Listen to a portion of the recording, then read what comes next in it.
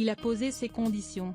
Ce jeudi, des sources proches du palais de Buckingham ont révélé un court échange entre le prince Harry et son père, le roi Charles III, au sujet de sa présence plutôt controversée au couronnement qui se déroulera le 6 mai prochain.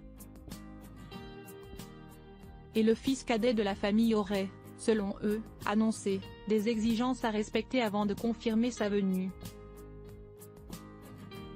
Ce qui n'a pas beaucoup plu au souverain, décidé à ne pas tout céder à son fils. En effet, leur échange aurait tourné notamment autour d'une rencontre avant le week-end où Charles III montera sur le trône.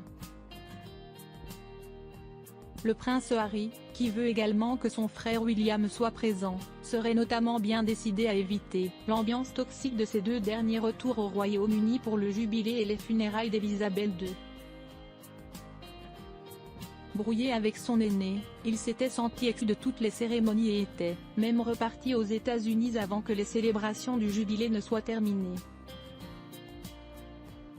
Une discussion, des excuses.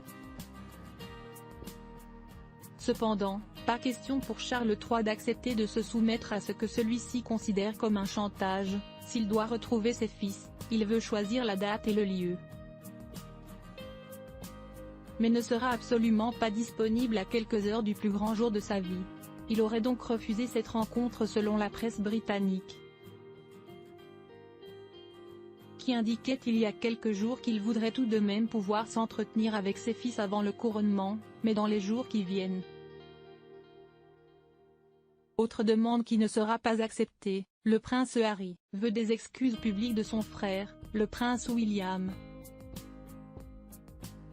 qui considérerait quant à lui ne rien avoir à se reprocher et qui refuserait donc de s'y soumettre.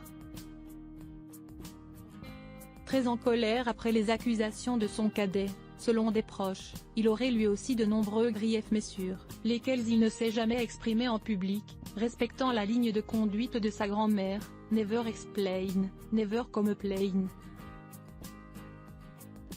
En tout cas, la participation au couronnement du prince Harry est plus que jamais en suspens, surtout que les festivités tombent le jour du 4e anniversaire du petit Archie, son fils aîné.